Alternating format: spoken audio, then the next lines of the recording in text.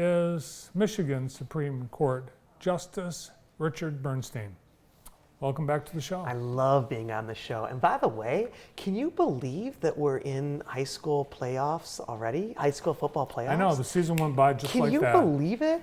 And how fantastic was it? And how fantastic was the weather?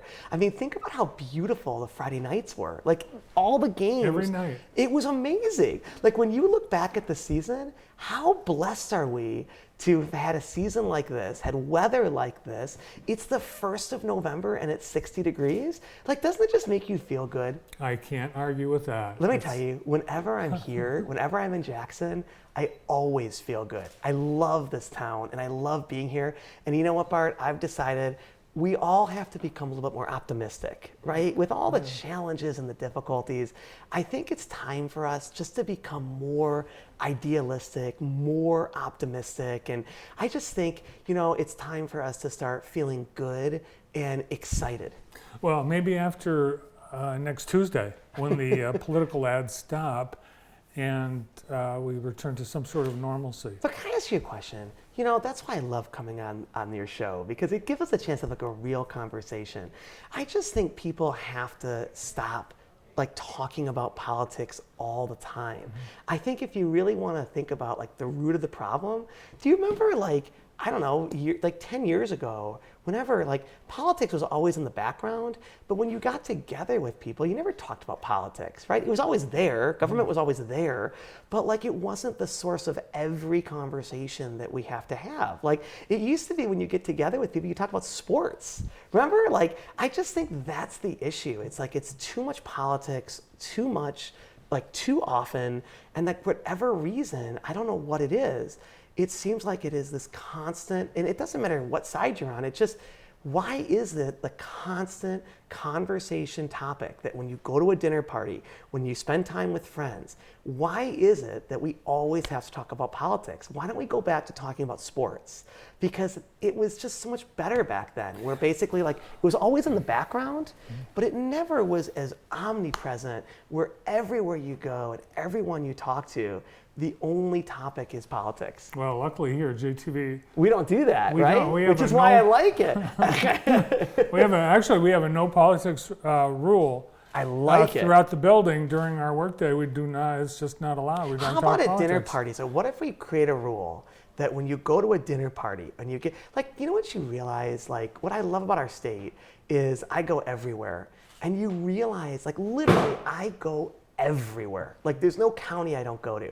And what you realize, Bart, is how great people are. You realize how kind people are. You realize how warm people are. You realize how good-natured people are. And it's just, for me, whenever you can spend time with people, it really allows for you to realize how great life is, because you see the warmth and the kindness that exists in all people. And the more you travel around Michigan, the more you realize how great the people are who live in Michigan. And it's so funny, it's you go to dinner parties, you go to festivals, you go to fairs, whatever it is, as long as you don't talk about politics, you come to find that, wow, people are awesome and they're so good-natured and fun to be with. All right, that's the goal. No more politics. All right. However, Well, after since today, I'm here, you can ask me anything that you would like, and I am totally. The harder the question, the more I like it.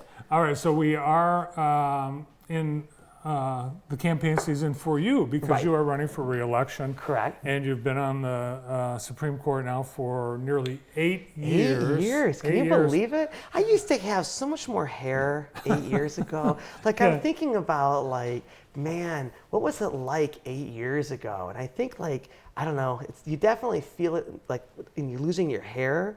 And I gotta tell you, Bart, I'm feeling older, right? I still run marathons, but it's harder.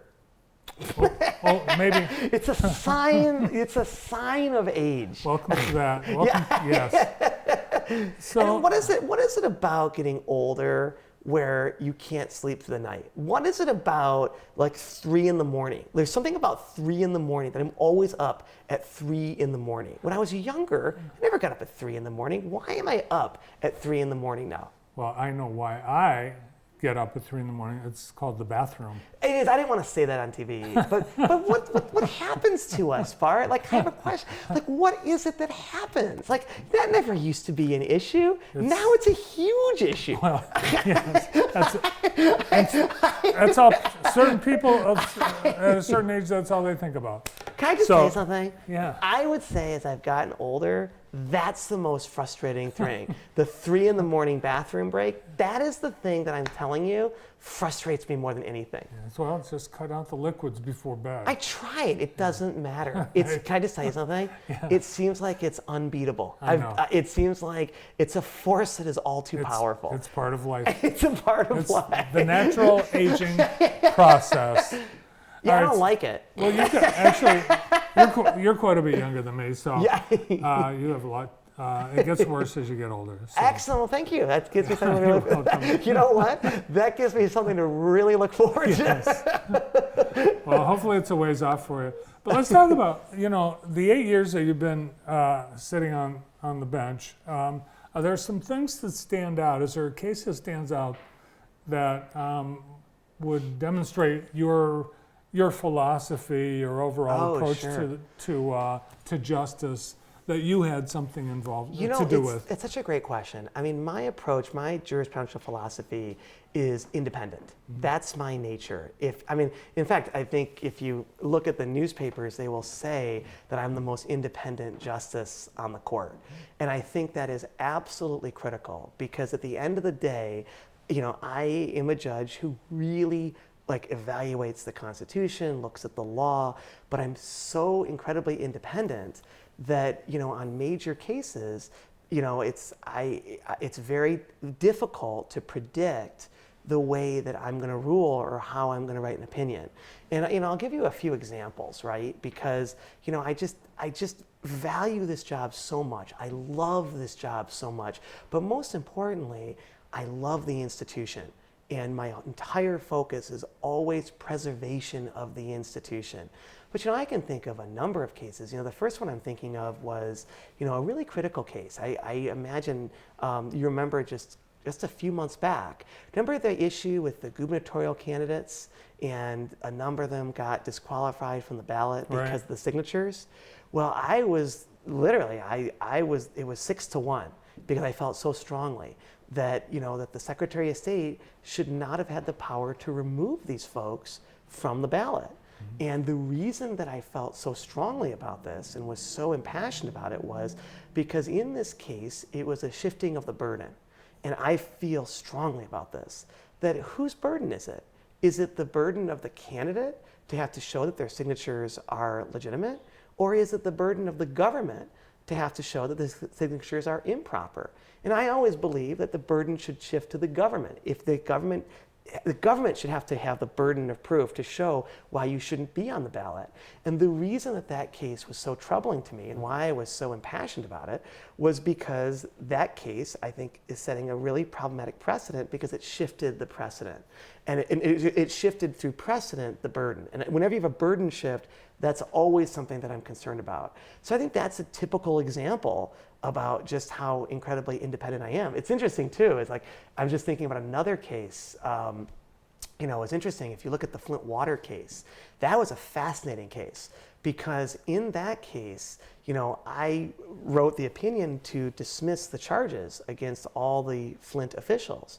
And the reason that I did that, Bart, was because the way the government presented their case, they used a one-man grand jury system. Mm-hmm. And if you look to the core tenets of criminal justice and criminal law, indictments are supposed to be passed down by the citizens, not the government. And in this situation, they actually used a judge who's clearly a part of the government, mm-hmm. and it was a one-man grand jury. And ultimately, in that situation, you look at it and you say, no. This is the baseline of criminal justice. And so that can't stand. So, if you read, I wrote the opinion that was very strong about this, that dismissed all the charges against the former governor and the other Flint water folks. And the reason that was a difficult decision is, you can imagine, people were very upset, with me for that decision. But in the end, I am always focused on preservation of the law the integrity of the institution, and making those very difficult decisions no matter what people think. And I would say that's how I have always approached this, and how I feel that judges have to be, because we really, in a lot of ways, if you look at the polling, the judiciary is really the one branch of governmental institutions that people value and trust. And it's my job to make certain that that continues. And the only way that you do that is by being fiercely independent, which I can assure you, if you look at all of my cases, I can tell you it clearly shows that. And you know what's interesting, Bart? The thing that I'm the most proud of as I do the work that I do as it pertains to independence is I'm always proud. Now, of course, I'm a Democrat, but I'm always proud of the support that I get from Republicans. And that means a lot to me. And you know what, Bart? The thing that I'm most proud of is, I think it's fair to say, I think I'm the only state Democrat that has been fully supported by the Police Officers Association of Michigan. And that means a lot to me, that I have the full support of the Police Officers Association of Michigan, because I think that that really shows, ultimately that, yeah, I might be a Democrat, but I have certain core values and principles that I apply on the bench, which is why I have the support of law enforcement. And I think that says a lot, right? When you look at law enforcement and you look at law enforcement's relationship with the Democratic Party, and you look at the one statewide Democrat who's been supported and fully endorsed by the Police Officers Association of Michigan, I think it shows how much I value, how much I appreciate, and we talk about it all the time on this show, how much I value, how much I appreciate, how much I admire the work of law enforcement and the role that it plays, in all of our lives. And I think that is something that I really, really am proud of and really value. And one other very quick thing I was going to say is I'm very excited about the work that I do with the military. It's interesting, Bart, I was so honored because I do a lot of work with the military, but I felt so honored because I was asked to be the keynote speaker at the United States Military Academy global initiative and global gathering on leadership. And what was amazing about having the opportunity to be selected by the United States Military Academy, which as we know is West Point, to be their keynote speaker at their global initiative really meant a lot to me, because you don't get invited to be the keynote speaker at West Point unless you have a special, unique relationship with the military, where you've had the opportunity to serve and focus and represent on our nation's veterans the way I've dedicated my entire legal career to focusing on that representation of veterans, to get them their programs, to get them their services.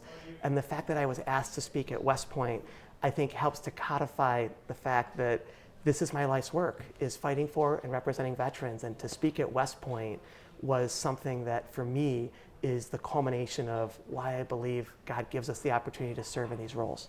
Yeah, in the military, actually, there are so many cases right now where military members are having to sue the government to recover damages due to illness, cancer, death, other losses because of bad water, contaminated housing,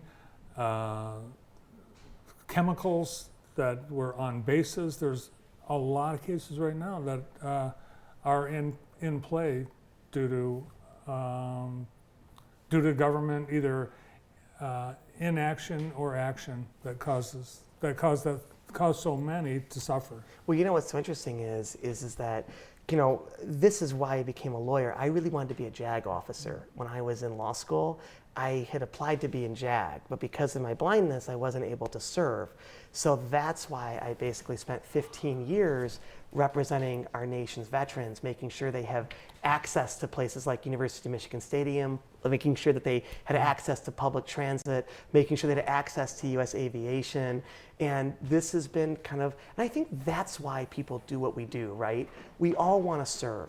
And for me, I wasn't able to serve in uniform because of my disability, but I was able to serve by representing our nation's veterans in court to making sure they had access to these types of programs and services. And that's something that I'm really proud of. And I have to say, another thing I'm kind of proud of too was I just got back a week ago from being asked to do another event and be the keynote speaker for the Department of the Navy.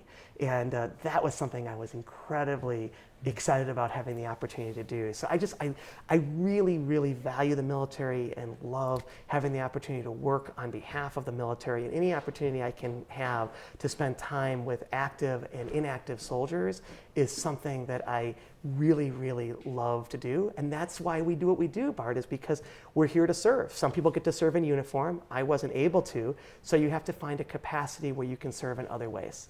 Well, I wish we had more time, but we're always glad to have you back. So look forward to your next visit. I have to say, Bart, I love coming here. And here's the thing.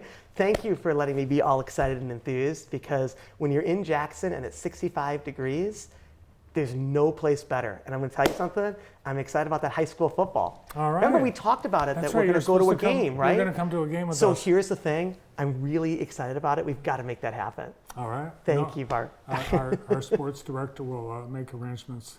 Great to have you here. Thank you. Oh, God bless you. Thank you.